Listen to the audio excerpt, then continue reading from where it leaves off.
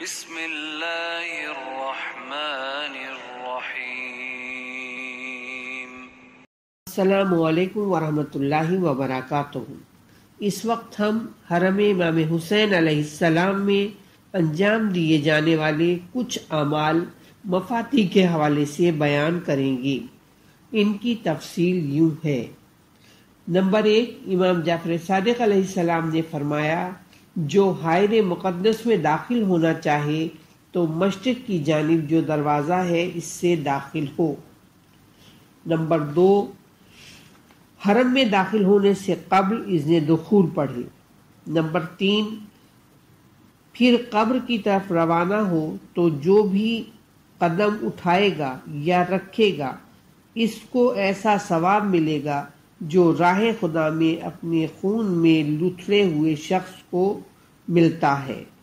Number 4، پھر جب قبر کے نزدیک پہنچے تو قبر پر ہاتھ رکھے اور کہے، السلام علیک یا حجت اللہ فی ارضہ و سمائہ۔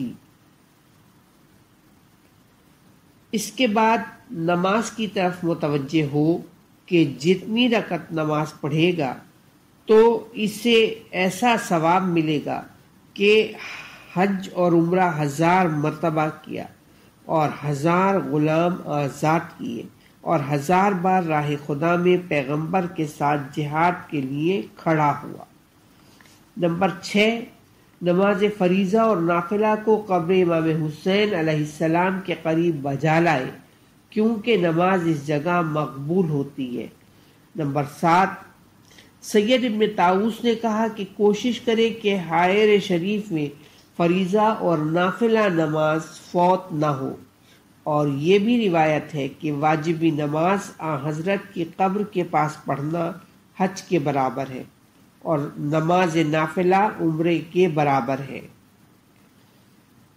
نمبر 7، حضرت صادق سے منقول ہے کہ جو شخص امام کی زیارت کرے اور 2 یا 4 رکعت نماز قریب میں پڑھے تو حج اور عمرے کا ثواب اس کے لیے لکھا جاتا ہے۔ نمبر 9، نماز زیارت وغیرہ کو امام کی قبر کے پیچھے اور بالائے سر پڑھنا دونوں بہتر ہے، اور اگر بالائے سر پڑھے تو پیچھے کھڑا ہو تاکہ اصل قبر مقدس کے بالمقابل ہو۔ نمبر 10، ابو حمزہ سمالی کی روایت میں ہے حضرت امام صادق سے کہ سر کے قریب 2 رکعت نماز پڑھے اور پہلی رکعت میں سورہ حمد اور یاسین اور دوسری رکعت میں حمد اور سورہ رحمان پڑھے، اور اگر چاہے تو پشت قبر پر نماز پڑھے، لیکن سرہانہ بہتر ہے، اور جب فارغ ہو جائے تو جو نماز چاہے پڑھے، لیکن یہ 2 رکعت نماز ضروری ہے۔ اس نماز کے لیے یاد رکھنا چاہیے کہ سورہ یاسین اور سورہ رحمان عموماً لوگوں کو زبانی یاد نہیں ہوتے، لہٰذا اگر قرآن سے دیکھ کر پڑھیں یا کسی کتاب سے دیکھ کر پڑھیں تو کوئی حرج نہیں ہے۔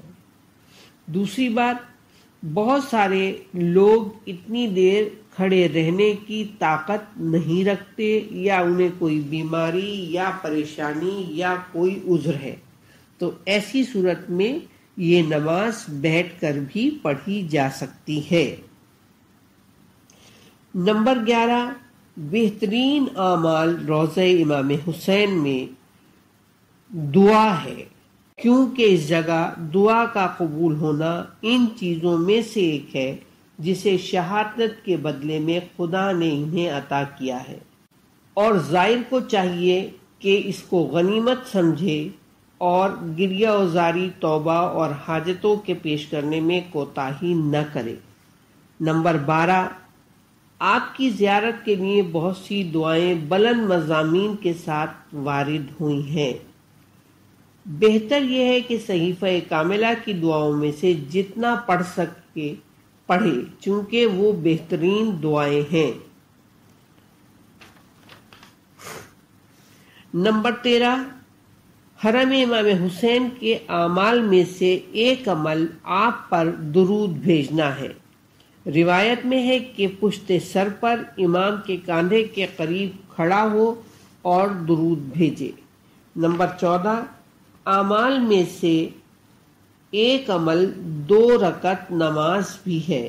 حرم مطہر میں سراہنے کی طرف سورہ رحمان اور سورہ تبارک کے ساتھ یعنی سورہ ملک کے ساتھ 2 رکعت نماز پڑھے، یعنی پہلی رکعت میں سورہ حمد پڑھے، اس کے بعد سورہ رحمان پڑھے، پھر دوسری رکعت میں سورہ حمد پڑھے اور سورہ ملک پڑھے۔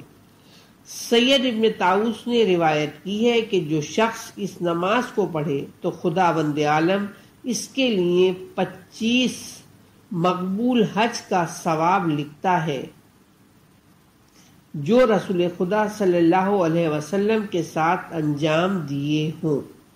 آخر میں ہم دعا گو ہیں کہ پروردگار عالم تمام مومنین و مومنات کو مقبول زیارت امام حسین کا شرف حاصل ہو۔ بار الہ امام زمانہ کے ظہور میں تعجیل فرما۔ ربنا تقبل منا انک انت السمیع العلیم۔